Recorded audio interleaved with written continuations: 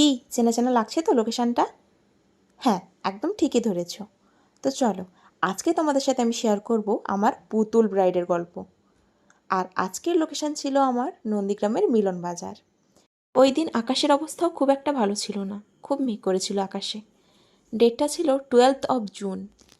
যেহেতু ও ছিল আমার মুসলিম ব্রাইড, তাই ও বলেছিল আমাকে যে তুমি একটু দেরি করেই এসো, কারণ আমার ড্রেস আসতেও দেরি হবে, আর তারপর আমি রেডি হব। দেখো ব্রাইড আনতে আসছে আমাকে।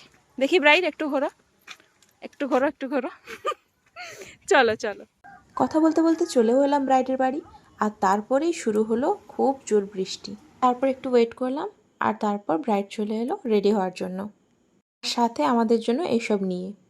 চলো জেনে নেওয়া যাক ও কি চাইছে। কেমন লুক চাইছো বলো? জাস্ট ন্যাচারাল, বাট তোমার মনের মতো করে দাও, মানে সুন্দর লাগে। তুমি এমনিতেই ভীষণ ব্রাইট, তোমারটাই সুন্দর লাগবে আর ন্যাচারাল লাগবে। তোমারটা কাছে ঠিক আছে, যেটা ভালো লাগবে।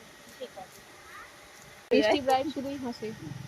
ব্রাইড আমার ভীষণ লাজুক, তাই যতবারই ক্যামেরা অন করা হয় ততবারই ও চুপ করে যায় আর মিটিমিটি হাসে।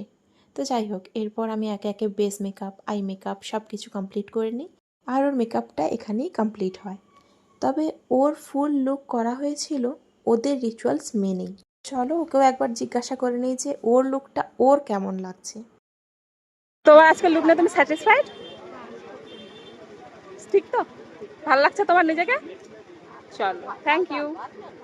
আর তোমরা যারা আমাকে বুক করতে চাইছো তোমাদের স্পেশাল ডেতে, তাদের জন্য স্ক্রিনে দেওয়া নাম্বারে অবশ্যই যোগাযোগ করতে পারো। তো চলো, দেখা হচ্ছে আবার একটা নতুন ভিডিওতে।